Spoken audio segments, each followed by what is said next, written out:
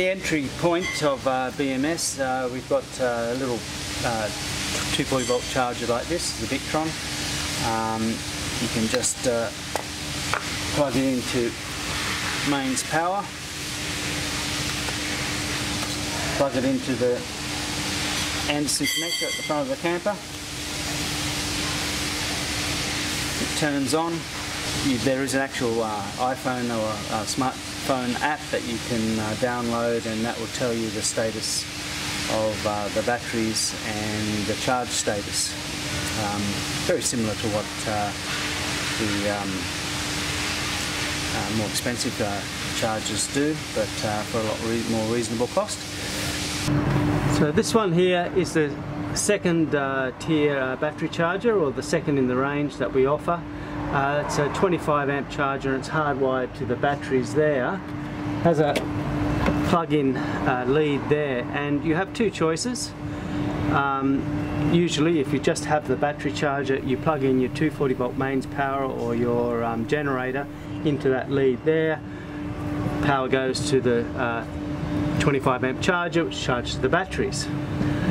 This one has the air conditioner, so it also has this you know, the 240 volt setup with the RCD outside socket, so you can actually plug it into there, turn it on, put in your 15 amp lead into there. That will do the same thing, and you protect it with an RCD, which doesn't mean anything. It just means that you can have your lead on the outside and you can have this door closed. That's the only advantage there. As you can see, the battery charger is tucked away. It's that blue box there. It does have Bluetooth connectivity, so if you want to see what it's actually doing, you just download an app onto your phone, your smartphone, and it'll give you all the information, you know, like voltages and amps in and what have you, that you need to know what your batteries are, what status they are at, and what the battery charger is actually doing.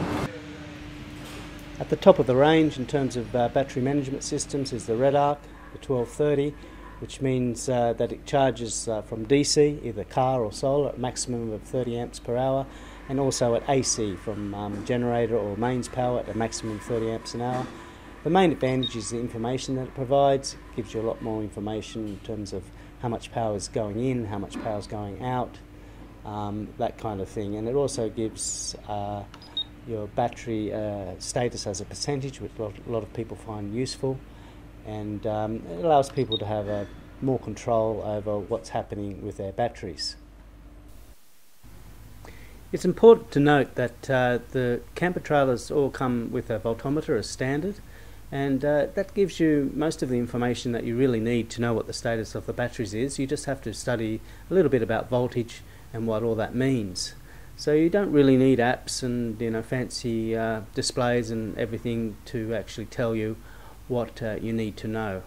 So if you couldn't be bothered downloading apps and getting your phone out while you're camping and everything like that, the very simple way of just checking is just looking at the voltometer there, and you can see the voltage has gone up to 14.3, and that's a charge voltage, so you know that you're actually getting charging and it's doing what it's supposed to be doing.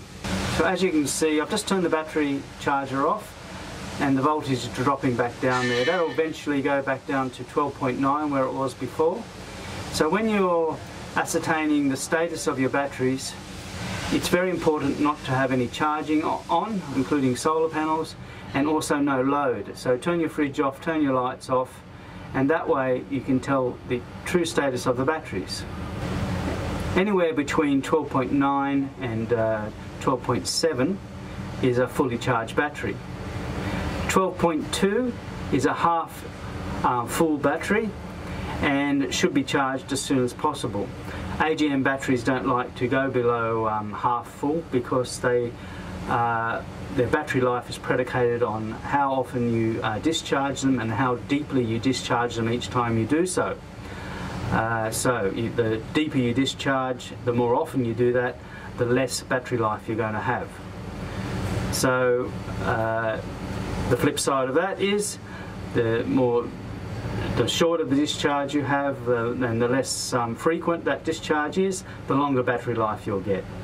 So, but you know, batteries are made to be used, and if you only get a year or so out of your batteries and you've had a trip around Australia, well, that's just the way it goes.